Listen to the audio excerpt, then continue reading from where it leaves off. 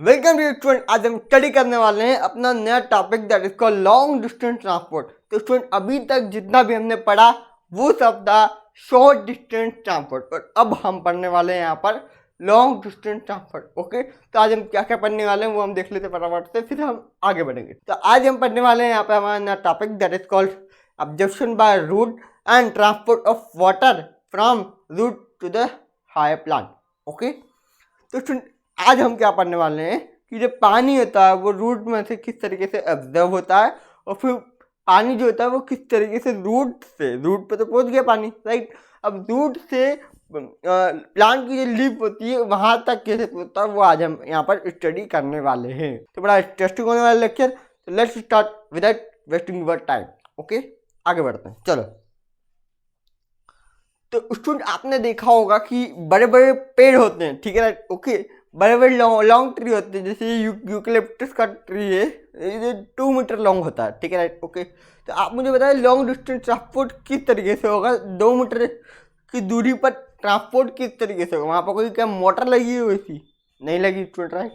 Okay, तो आप समझ रहे होंगे स्टूडेंट कि पानी किस तरीके ट्रांसपोर्ट होता है। पानी डिफ्यूजन के थ्रू हो सकता है, ऑस्मोसिस के थ्रू होता है, लेकिन स्टूडेंट्स ये जो डिफ्यूजन और ये जो ऑस्मोसिस होते हैं ये बड़ा लॉन्ग प्रोसेस होते हैं, स्लो प्रोसेस होते हैं, वेरी वेरी स्लो होते हैं।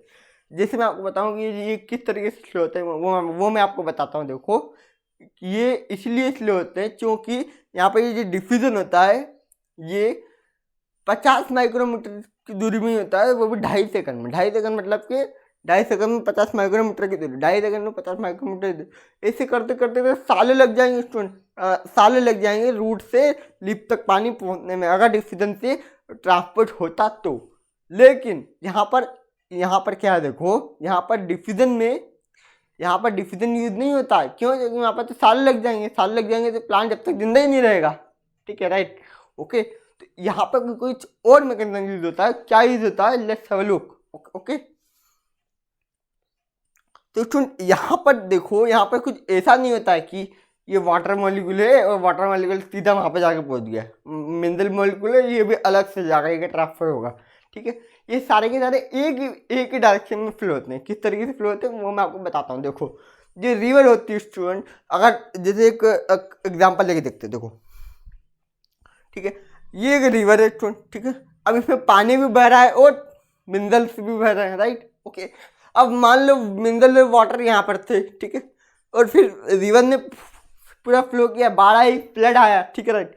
फ्लड आया तो क्या हुआ, वहाँ पर बाढ़ आई तो क्या हुआ वहाँ पर, यस, वहाँ पर बाढ़ आने पर वहाँ पर क्या हुआ, ये जो वाटर और जो मिनरल थे वो वहाँ पर कहाँ पर आ गए, जहाँ पर कि जाना था उनको, ठीक है। तो एक डायरेक्शन में फ्लो होता है जोर से, एक झटके जैसा फ्लो होता है जिसको हम बोलते हैं मास फ्लो या फिर बल्क फ्लो, ठीक है। तो वाटर का मूवमेंट जो होता है वो बल्क फ्लो होता है, मास फ्लो होता है through the vascular tissue of the plant, और इस प्रोसेस को हम लोग बोलते हैं translocation. Okay, I hope you understand that. आगे बढ़ते हैं।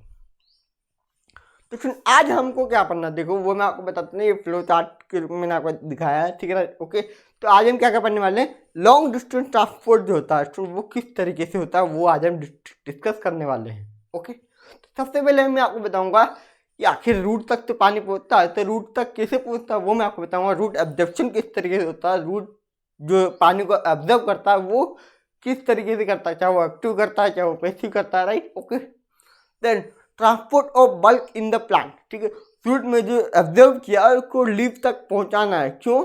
क्योंकि वहाँ पर फोटोसिंथेसिस होना है, राइट। रूट से लीफ तक पहुंचाने के लिए स्टूडेंट प्लांट में 2 टाइप की प्रोसेस होती है, एक होता है रूट प्रेशर, एक होता है ट्रांसपिरेशन पुल। ओके, तो रूट प्रेशर आज हम इस लेक्चर में डिस्कस करेंगे, ट्रांसपिरेशन पुल हम नेक्स्ट लेक्चर में डिस्कस करेंगे। ओके, तो लेट्स बिगिन।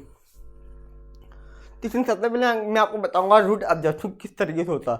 तो सबसे पहले हमको रूट ऑब्जर्वेशन को समझने के लिए हमको इसका एनाटॉमिकल स्ट्रक्चर हमको देखना पड़ेगा, उसको समझने के लिए। ओके, तो उसको डिस्कस करते हैं हम लोग।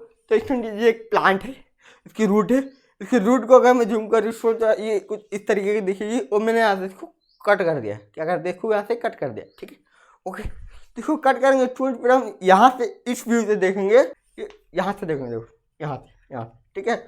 ओके, तो हमको क्या नजर आएगा स्टूडेंट, हमको नजर आएगा कुछ ऐसा, कैसा, ऐसा देखो, ठीक है राइट। ओके, इसमें डरने की बिल्कुल बात नहीं, मैं आपको इसका हर एक पार्ट अच्छे से डिस्कस करने वाला हूँ और आपको बहुत ज़्यादा मज़ा भी आएगा। देखो क्या क्या है इसमें, तो आपको याद करना है, याद करने की ट्रिक मैं आपको बताऊंगा किस तरीके से याद करना है, घबराना है, ठीक है। ये डायग्राम बड़ा कॉम्प्लिकेटेड है पर है कुछ नहीं इसमें, ठीक है राइट। ओके, तो स्टूडेंट ये जो आप आउटर कवरिंग देख रहे हैं जूट की, इसको बोलते हैं हम लोग क्या, कॉर्क, ठीक है। ये जो आप आउटर कवरिंग देख रहे हो ना ये ब्लैक कलर की, तो इसको हम क्या बोलते हैं, कॉर्क बोलते हैं। क्या बोलते हैं इसको हम लोग, कॉर्क। ओके, देन स्टूडेंट आप मुझे बताएं यहाँ पर उसके अंदर वाली लेयर कौन सी होती है, सबसे अपर लेयर वाली कौन सी होती है, वो होती है स्टूडेंट एपिडर्मिस। ओके, तो ये क्या है यहाँ पर हमारे पास में, yes epidermis. Okay, then student यहाँ पर हमारे पास में एपिडर्मिस के अंदर एक और लेयर होती है जिसको हम बोलते हैं कॉर्टेक्स। ओके, देन कॉर्टेक्स के अंदर एक और लेयर होती है इसको बोलते हैं, क्या बोलते हैं इसको हम लोग, एंडोडर्मिस। ओके, देन एंडोडर्मिस के अंदर क्या होता है, पेरीसाइकिल होता है। पेरीसाइकिल मतलब कि कुछ सेल्स होते हैं जो कि अंदर की तरफ होते हैं, फिर उनके अंदर क्या होता है, वस्कुलर बंडल होता है जिसमें क्या पाया जाता है, xylem and phloem. I hope you understand that. आगे बढ़ते हैं, चलो। तो अब हमने यहाँ पर पूरा स्ट्रक्चर पढ़ लिया इसका, ठीक है, एनाटॉमिकल स्ट्रक्चर समझ लिया है। आई होप आपको समझ में आया होगा। ओके, तो don't look at this. Okay, तो यहाँ पर क्या देखो, मैं आपको यहाँ पर बात बताने वाला हूँ कि पानी किस तरीके से ट्रैवल करता है वस्कुलर सिस्टम तक। ओके, रूट हेयर से वस्कुलर सिस्टम तक का जो पास होता है उसको बोलते हैं रूट एब्जॉर्प्शन। ओके, कि रूट ने किस तरीके से उसको ऑब्जर्व किया, वो वस्कुलर सिस्टम तक पहुँचाया। वस्कुलर सिस्टम के पहुँचने के बाद में क्या होगा वो हम नेक्स्ट लेक्चर में देखेंगे। ओके, तो लेट्स बिगिन। देखो अब ये स्टूडेंट क्या है, यहाँ पर पानी है, ये क्या है स्टूडेंट, यहाँ पर पानी है। ओके राइट, ठीक है, यहाँ पर पानी का मॉलिक्यूल है। ओके, अब ये रूट को ऑब्जर्व करना है। रूट कैसे ऑब्जर्व करेगा, देखो ये यहाँ से पानी को ये इस तरीके से ऑब्जर्व करेगा। देखो एक बात तो ये हो गया इसका, ठीक है राइट। ओके, इसको बोलते हैं हम लोग स्टूडेंट, ये जब सेल को चीरते हुए निकल जाए वाटर वस्कुलर सिस्टम तक, इस पाथवे को बोलते हैं हम लोग सिम्प्लास्ट पाथवे। क्या बोलते हैं इसको, सिम्प्लास्ट पाथवे। ओके, लेकिन ये जो सिम्प्लास्ट पाथवे होता है ये स्लो होता है, इसीलिए जो पानी होता है वो एक दूसरे तरीके से भी ट्रैवल करता है। वो मैं आपको बता देता हूँ कौन सा ट्रैवल है। वो सेल से बचते हुए सेल के बाहर जो इंटरसेलुलर स्पेस होता है उसमें से निकल करके बाहर निकल जाता है, ठीक है। देन स्टूडेंट ये जो एपोप्लास्ट पाथवे होता है ये फास्ट होता है। क्यों होता है देखो, तो किस तरीके से होता है वो हम देखेंगे यहाँ पर। देखो ठीक है राइट। ओके, तो एपोप्लास्ट जो होता है वो फास्ट होता है, ठीक है, क्योंकि जिस सेल में आने वाले बहुत सारे जो ऑर्गेनल होते हैं उनसे पास करना होता है सेल को, ठीक है राइट। ओके, तो पास करना बहुत ज़्यादा मुश्किल होता है, इवन सेल मेम्ब्रेन सिलेक्ट करेगी, ठीक है राइट, बहुत सारी प्रॉब्लम आएगी, बहुत सारी कॉम्प्लिकेशन आएगी सिम्प्लास्ट पाथवे में। ओके, इसलिए सिम्प्लास्ट पाथवे क्या होता है, स्लो होता है। लेकिन एपोप्लास्ट पाथवे क्या होता है, इंटरसेलुलर स्पेस में होता है। इंटरसेलुलर स्पेस में तो कुछ भी नहीं है, तो पानी आसान से ट्रैवल कर जाता है, इसलिए एपोप्लास्ट वाला कौन सा होता है, फास्ट होता है। और यही जो चीज़ फास्ट होती है उसी का प्लांट प्रेफर करता है, ज़्यादा यूज करता है। ओके, देन आगे बढ़ते हैं। इस सिम्प्लास्ट पाथवे स्टूडेंट्स ये किसकी मदद से होता है, साइटोप्लाज्मिक स्ट्रीमिंग। साइटोप्लाज्मिक स्ट्रीमिंग क्या होता है वो मैंने आपको बता दिया था लेक्चर नंबर 1 में। ओके, तो आप वाला लेक्चर भी जा करके देख सकते हो। ओके, देन ये साइटोप्लाज्मिक स्ट्रीमिंग स्टूडेंट ये क्या आती है, ये हाइड्रिला लीफ में बहुत अच्छी तरीके से बेटर अंडरस्टैंडिंग के लिए हम देख सकते हैं। कभी आपको लैब में कभी एक्सपेरिमेंट करा है तो आप देख सकते हो। ओके, तो सुन यहाँ पर एपोप्लास्ट पाथवे में एक पॉइंट है, क्या पॉइंट है वो समझो। देखो एपोप्लास्ट पाथवे में क्या हो रहा है, बाहर से आया, बाहर से आया, बाहर से आया, बाहर से आया, यहाँ से आएगा, ठीक है। अब आप ध्यान देंगे तो ध्यान देंगे, ठीक है, क्या होने वाला है यहाँ पर, ध्यान देंगे यहाँ पर क्या होने वाला है स्टूडेंट। यहाँ पर ये जो एंडोडर्मिस तक पहुँचने के बाद से इसका पाथ कुछ सेम हो जाता है। क्यों होता है सेम, देखो एंडोडर्मिस की जो इंटरसेलुलर स्पेस होते हैं उसमें गेट लगे होते हैं। कौन से गेट लगे होते हैं, कैस्पेरियन स्ट्रिप बोलते हैं उनको। और ये कैस्पेरियन स्ट्रिप जो होती है वो किसकी बनी होती है, सुबेरिन मटेरियल की। ओके, सुबेरिन एक सब्सटेंस होता है जो कि which is impermeable to the water. Okay, तो वाटर के लिए वो इम्परमिएबल होता है, तो वो वाटर जो होता है वो इसको क्रॉस नहीं कर सकता, तो फिर से इसको सिम्प्लास्ट पाथवे में जाना पड़ता है, फिर अगेन सिम्प्लास्ट पाथवे से वापस से एपोप्लास्ट पाथवे में आना पड़ता है, ठीक है। तो आप ध्यान रखेंगे एंडोडर्मिस में कि जो सिम्प्लास्ट पाथवे होता है वो किसकी वजह से होता है, कैस्पेरियन स्ट्रिप की वजह से होता है। Okay, I hope you understand it. आगे बढ़ते हैं। ओके, तो फिर पार्ट पे मैंने आपको बड़ा समझा दिया है कि किस तरीके से ट्रांसफर होता है। अब मैं इसको याद करने की आपको ट्रिक बता देता हूँ so that you can learn. Okay, आगे बढ़। देखो इसकी ट्रिक है स्टूडेंट, रेसेप एक्स, ठीक है, रेसेप एक्स, रेसेप एक्स। आर से हो जाएगा स्टूडेंट रूट हेयर, सबसे पहले रूट हेयर के अंदर से ट्रैवल करेगी, फिर एपिडर्मिस, फिर cortex, then endodermis, pericycle, xylem. Okay, आप इस तरीके से इसको याद कर सकते हो। मैंने भी इस तरीके से याद किया था जब मैं नीट की तैयारी करता था। आगे बढ़, चलो तो स्टूडेंट ये एक एनसीईआरटी का डायग्राम है, कोई मैं एक्सप्लेन कर देता हूँ। देखो देखो यहाँ पे वाटर के आने के दो पाथ हो सकते हैं। देखो यहाँ पर, ठीक है, ये एपिडर्मिस है, ये कॉर्टेक्स है, ये क्या है, एंडोडर्मिस है, और पेरिसाइकल। तो सिंपल पाथ जो होता है वो किस तरीके से होता है, सेल टू सेल के बीच में एक कनेक्शन होता है जिसको हम बोलते हैं प्लाज्मोडेस्माटा। प्लाज्मोडेस्माटा एक कनेक्शन होता है सेल के सेल टू सेल का कनेक्शन होता है जिसमें अब पानी आसान से ट्रैवल कर सकता है। ओके, बट इतनी भी आसान से ट्रैवल नहीं कर सकता, ठीक है, राइट। ओके, आप समझ ही रहे होंगे। ओके, देन एपिडर्मिस से कॉर्टेक्स में आएगा पानी, फिर कॉर्टेक्स से एंडोडर्मिस में, एंडोडर्मिस से पेरिसाइकल में आ जाएगा। ओके, देन पेरिसाइकल से कहाँ पे जाएगा, जाइलम की तरफ जाएगा, और फिर जाइलम को ऊपर ले जाएगा, ऊपर कैसे ले जाएगा वो हम अगले लेक्चर में देखते हैं। ओके, देन स्टूडेंट मेन बात पे ध्यान दो आप, एपोप्लास्ट में क्या हो रहा है। एपोप्लास्ट में ये जो सेल का इंटरसेलुलर स्पेस है वहाँ पर जाकर ट्रांसफर हो रहा है। देखो देखो देखो देखो देखो देखो देखो देखो, ठीक है। अब यहाँ पे आकर रुक गया, क्यों रुका, कैस्पेरियन स्ट्रिप आ गई यहाँ पर। कैस्पेरियन स्ट्रिप काय की बनी होती है, सुबेरिन की बनी होती है, which is impermeable to the water. Water के पास नहीं करने देती। वाटर कहाँ पे जाएगा, एंडोडर्मिस की सेल के अंदर जाएगा, सेल के अंदर सिंप्लास्ट पास पे करेगा, फिर कहाँ पे जाएगा वो, पेरिसाइकल में जाएगा, पेरिसाइकल से फिर कहाँ पे जाएगा, जाइलम में जाएगा। ओके, तो आई होप यू अंडरस्टैंड दैट। आगे बढ़ते हैं। तो सुन, ये भी एक डायग्राम है, ठीक है। इससे भी एक बार समझना, मतलब जितनी बार आप समझोगे उतनी बार आपका रिवीजन होता जाएगा और आपको चीज़ें जल्दी जल्दी जल्दी याद होती जाएगी, राइट। ओके, तो जल्दी जल्दी आपको याद होता जाएगा। तो जितना जल्दी आप याद करोगे उतना आपका टाइम कंज्यूम होगा। टाइम कंज्यूम होगा तो आपको जितना टाइम आप अभी कंज्यूम कर लोगे फिर आपको बाद में दिक्कत नहीं आएगी। ओके, तो आगे बढ़ते हैं। देखो फटाफट, ठीक है। अब पानी आता है सिंपल फास्ट से रूट हेयर में, रूट हेयर से एपिडर्मिस में, एपिडर्मिस से कॉर्टेक्स में, कॉर्टेक्स से एंडोडर्मिस, एंडोडर्मिस से कहाँ पे जाएगा, यस, पेरिसाइकल, पेरिसाइकल से फिर xylem. Okay, then apoplastic pathway में क्या होगा, इंटरसेलुलर स्पेस होते जा रहा है, आप देख सकते हैं यहाँ पर डायग्राम में, ठीक। ओके, देन यहाँ पर कैस्पेरिन स्ट्रिप लगी है यहाँ पर एंडोडर्मिस में। एंडोडर्मिस में कैस्पेरिन स्ट्रिप के होने के कारण यहाँ पर क्या होता है कि पानी जो होता है वो एंडोडर्मिस के अंदर चल जाता है, सिंप्लास्ट पाथवे करने लगता है, so that water can transport, okay, to the xylem. Okay, अब स्टूडेंट आपके मन में एक सवाल हो सकता है, क्या सवाल हो सकता है, देखो स्टूडेंट, पानी जो होगा वो रूट के अंदर मूव तो करेगा, ये हमने कैसे क्या करेगा ये हमने देख लिया, पर क्यों करेगा, कोई वजह है इसकी, वो तो मैंने आपको बताया ही नहीं और आपने पूछा भी नहीं, ठीक है। तो अब वो मैं आपको का रीजन बताने वाला हूँ कि क्यों पानी रूट के अंदर ट्रांसफर करेगा। रूट के अंदर एक कंसंट्रेशन ग्रेडियंट बन जाता है जिसकी वजह से पानी एंटर करता है, and you have lot of fun. तो इसको समझने के लिए आपको ये वाला सेटअप दिखना जरूरी है। देखो इसमें क्या है, सॉइल में कुछ वाटर है, कुछ मिनरल्स भी होते हैं, ठीक है। मिनरल को हम लोग सॉलिड की तरह ट्रीट करेंगे। ओके, तो सॉलिड जो होंगे दो टाइप के होंगे। सॉलिड कितने टाइप के होंगे, दो टाइप के होंगे। कुछ सॉलिड ऐसे होंगे जिनका कंसंट्रेशन सॉइल के अंदर ज़्यादा होगा बट रूट हेयर में कम। कुछ सॉलिड ऐसे होंगे जिनका कंसंट्रेशन रूट हेयर में ज़्यादा होगा पर सॉइल में कम, ठीक है। ओके, बात समझ में आ रही है आपको, राइट। तो कुछ सॉलिड जो कि सॉइल में ज़्यादा है उनको मैंने ऑरेंज कलर से दर्शाया है।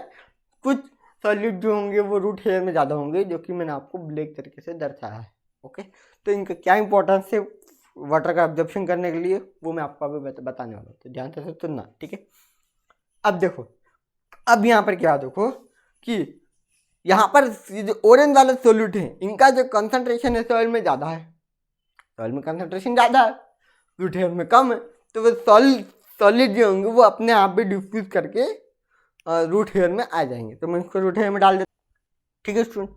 ओके, तो ये मैंने यहाँ पर इन सारे जो ऑरेंज वाले थे उनका जब इक्विलिब्रियम रीच हो जाए, इक्विलिब्रियम में बहुत सारे पार्टिकल सॉइल में मैंने उनका नहीं जैसे आया, कुछ सब्सटेंस थे वो रूट हेयर में थे, रूट हेयर में आ गए, ठीक है राइट। कौन से वाले? ऑरेंज वाले डिग्रेड करके आ, ठीक है। अब क्या होने वाला देखना ध्यान से कि अब यहाँ पे इक्वल लो कंसंट्रेशन है, यहाँ पे हाई कंसंट्रेशन है, तो यहाँ से रूट हेयर से कहाँ पे जाएंगे? बाहर की तरफ जाएंगे। लेकिन हम ऐसा चाहते नहीं है, क्यों? उसका रीज़न भी सुनो, देखो, ठीक है। हम क्या करेंगे, ये जो सॉलिड है इनको एक्टिवली हम लोग यहाँ पे एनर्जी खर्च करेंगे और एनर्जी से इनको अब हिल ट्रांसपोर्ट करा करके हम लोग यहाँ पर ये ब्लैक वाले जो सॉलिड हैं इनको हम कहाँ पे लाएंगे? रूट हेयर में लाएंगे। ओके, तो इनको मैं ले आता हूँ।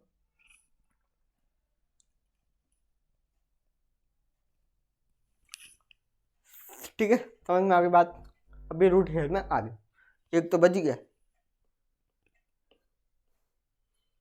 आ जाओ भाई तू, ठीक है, आ गया। अब देखो सॉलिड कहाँ पर ज़्यादा है? रूट हेयर में ज़्यादा है। आपने वाटर पोटेंशियल पढ़ रखा कि नहीं पढ़ रखा? पढ़ रखा है, ठीक है राइट, ओके। तो सॉलिड कहाँ पे ज़्यादा है? रूट हेयर में ज़्यादा है। जितना ज़्यादा सॉलिड उतना उतना कम वाटर पोटेंशियल। तो इसका वाटर पोटेंशियल क्या होगा? कम होगा। क्या होगा? इसका वाटर पोटेंशियल कम होगा। रूट हेयर का वाटर पोटेंशियल कम होगा, ठीक है। लेकिन सॉइल का वाटर पोटेंशियल ज़्यादा, and water will move from the high water potential to low water potential. I hope you understand that. पानी इस तरीके से इनके अंदर ट्रांसफर होता है, ओके। तो आप सीधा फंडा याद रखेंगे, जहाँ पर सॉलिड मूव करेगा वहाँ पर पानी भी मूव करेगा। जहाँ पर सॉलिड मूव करेगा वहाँ पर पानी भी इसके साथ साथ खिंचाव में आता जाएगा, ठीक है, ओके। आगे बढ़, देखो अब स्टूडेंट कुछ प्लांट जो होते हैं जैसे कि पाइनस है, ठीक है राइट, वो वाटर को एब्जर्व नहीं कर सकता। कुछ प्लांट जो होते हैं जैसे कि पाइनस होता है वो वाटर को एब्जर्व नहीं कर सकता। क्यों नहीं कर सकता? इसके पीछे कोई रीज़न नहीं स्टूडेंट, ठीक है, ओके। स्टूडेंट हुआ क्या था एंशिएंट टाइम में, जो पाइनस के जो पेड़ हुआ करते थे वहाँ पर फंगस भी होती थी, ठीक है। तो फंगस जो होती थी वो ज़्यादा पानी एब्जर्व करती थी as compare to the pinus, ठीक है। तो पाइनस के पास में बहुत सारे फंगस हुआ करते थे, ठीक है राइट, ओके ओके। तो अब जो फंगस थी उससे पाइनस बोलता है कि यार तुम इतना सारा काम करते हो, तुम्हारे पास में बहुत सारा पानी है, तो वाला बहुत सारा पानी तुम मेरे को दे दो, मैं तुमको प्रोटेक्शन दे दूंगा, ठीक है, ओके। तो उसको वो शेल्टर दे देता है, वो फिर वो दे देता है, वो जो फंगस बोलता है मेरे को कोई दिक्कत नहीं, पानी दे सकता हूँ मैं, ठीक है। तो वो दे देता है पानी, ठीक है। अब जो पाइनस से वो आलसी हो गया, पानी एब्जॉर्ब नहीं कर पाता, ठीक है। अब ऐसे ही चलता रहा। तब इवोल्यूशन होने के टाइम पर क्या हुआ, उसके अंदर जो पाइनस होता है उसके अंदर वाटर एब्जॉर्ब नहीं कर सकता वो, ठीक है। क्यों? क्योंकि खिल्लात लग गई, किसकी? फंगस की, ठीक है, ओके। तो इसमें फंगस की लत लगना बहुत बुरा होता है, लत से बच के रहना, ठीक है। वो मोबाइल फ़ोन, इंटरनेट, ये सारी चीज़ें एडिक्शन होती है, ठीक है। मुझे भी होता है बहुत बार, पर उनको जो टैकल कर लेता है, जो मतलब उनसे बाहर निकल जाता है, वही सबसे ज़्यादा क्या बोलते हैं कृष्ण जी, सर्वशक्तिमान, ठीक है। आगे बढ़ते हैं, देखो अब समझना मेरी बात, ये पानी किस तरीके से ऑब्जर्व करता है। देखो फंगस, उसकी जो रूट होती है इसमें फंगस लगी होती है, वो पानी को ऑब्जर्व कर लेती है, ठीक है। उसका जो हाइफी होता है वो सरफेस एरिया बढ़ा देता है पानी का, ठीक है। तो पानी इस तरीके से ऑब्जर्व होता है किसमें? पाइनस में। ये वाला एग्जाम्पल दे रखा था एनसीईआरटी में, इसलिए मैंने आपको बता दिया, ठीक है, ओके। और स्टूडेंट जब ये जो फंगस और पाइनस के बीच का जो रिलेशन होता है उसको मतलब हम लोग सिम्बायोटिक एसोसिएशन, और जो हायर प्लांट और फंगस के बीच में जो रिलेशन होता है उसको बोलते हैं हम लोग माइकोराइजा, ठीक है। उन दोनों को मिलाकर क्या बोलते हैं हम लोग? Mycorrhiza, okay. आगे बढ़ते हैं, ठीक है।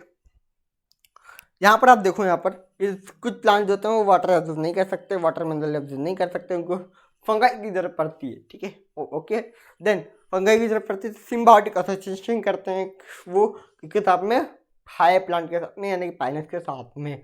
पाइनस के साथ में करने के क्या होता है? इनका माइकोराइजा होता है, माइकोराइजा बन जाता है। माइकोराइजा में दो कंपोनेंट होते हैं, एक तो फंगल कंपोनेंट, एक प्लांट का कंपोनेंट, ठीक है। तो जो फंगल कंपोनेंट होता है वो वाटर एब्जॉर्ब करता है, प्लांट को देता है, ठीक है राइट, ओके। और प्लांट जो होता है वो शेल्टर प्रोवाइड करता है फंगाई को, ओके। आगे बढ़ते हैं। तो अब हमने यहाँ पर पूरा रूट ऑब्जर्वेशन खत्म कर लिया। अब हम पढ़ेंगे यहाँ पर transport of bulk in plant, उसका एक फर्स्ट पार्ट पढ़ेंगे हम, दैट इज रूट प्रेशर। अब स्टूडेंट थोड़ा सा इंटरेस्टिंग टॉपिक आ रहा तो अवेयरनेस को बढ़ा ले, ठीक है। अब हम पढ़ेंगे यहाँ पर रूट प्रेशर। रूट प्रेशर क्या होता है देखते हैं। अब देखो स्टूडेंट, हमने यहाँ पे क्या किया कि यहाँ पर सारे के सारे सॉलिड्स थे, तो सारा जो पानी था, ठीक है, जो सारा का सारा जो पानी था स्टूडेंट, उसको हमने कहाँ पे डाल दिया, यहाँ पर डाल दिया, रूट के अंदर डाल दिया था ना, राइट। रूट के अंदर डाल दिया, बहुत सारा पानी कहाँ पर जमा हो गया, यस, रूट में जमा हो गया, ठीक है। अब यहाँ पे बहुत सारा रूट में जमा हो गया स्टूडेंट, तो आप एक काम करना, ठीक है, एक बॉटल लेना खाली, उसके अंदर बहुत सारा पानी डाल देना, तो क्या होगा, बहुत सारा पानी डालने के बाद क्या होता है, पानी ऊपर बनने लगता है, ठीक है। ऊपर क्यों बनने लगता है, क्योंकि ऊपर एक प्रेशर क्रिएट करता है पानी का मॉलिक्यूल, इसलिए वो यहाँ पर क्या होता है, बहुत सारा एक प्रेशर लगाता है, that is called root pressure, ठीक। तो सुन, जब यहाँ पर रूट हेयर में बहुत सारा पानी अक्यूमुलेट हो जाता है, इसके अंदर जम जाता है, तब क्या होता है, यहाँ पर ये जो ट्री है, इसके रूट में बहुत सारा पानी एब्जॉर्ब हो गया, राइट, ठीक है, वाटर का बल्क बन जाता है, और फिर बल्क बनने पर ये क्या करता है, यहाँ पर लो कंसंट्रेशन, यहाँ पर हाई कंसंट्रेशन, राइट, तो ये प्रेशर लगाता है, ठीक। इसकी वैल्यू कुछ ज़्यादा नहीं होती, वैसे कम होती है, इसका कोई ट्रांसपोर्टेशन में रोल भी नहीं है।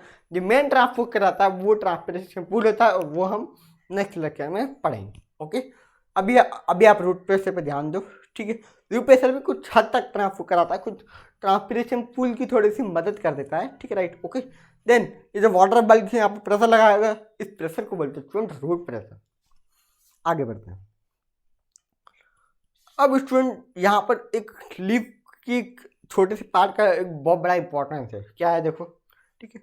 अब लीफ में बहुत सारा पानी है, आ जाएगा, रूट प्रेशर के कारण लीफ में बहुत सारा पानी जम जाएगा, ठीक है। अब लीफ में जब बहुत सारा पानी जम जाएगा स्टूडेंट, तो लीफ के अंदर एक स्ट्रक्चर होता है, दैट इज स्टोमाटा। तो आपने देखा होगा कि यहाँ पर स्टोमाटा जो होता है जब ओपन होगा, जब पानी निकलेगा, ठीक है। तो डे में ये ओपन देता है, ठीक है, जब फोटोसिंथेसिस होती है जब ओपन देता है, ठीक है, और नाइट में फोटोसिंथेसिस बंद हो जाती है, इसलिए क्लोज हो जाता है, ठीक है। तो दिन के टाइम पे जब सनलाइट आ रही होती है, तब क्या होता है, फोटोसिंथेसिस करना तो स्टोमाटा ओपन रहेगा, स्टोमाटा ओपन हो जाएगा तो पानी सारा उड़ जाएगा, ठीक है।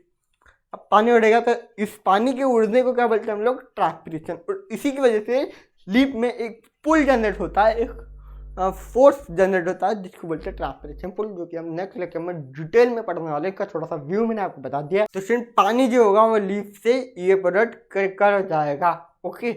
आगे बढ़ते हैं। अब हम बढ़ते स्टूडेंट, जब सनलाइट नहीं होगी, सनलाइट कब नहीं होती आप मुझे बताएं, सनलाइट जब नहीं होती स्टूडेंट, जब रात होती है और सुबह का टाइम रहता है, मतलब कई बार दोपहर का टाइम नहीं रहता, दोपहर के पहले वाला जो टाइम रहता है उसको अर्ली मॉर्निंग बोलते हैं, तो अर्ली मॉर्निंग का टाइम रहेगा वो वाला, ठीक है, राइट, ओके।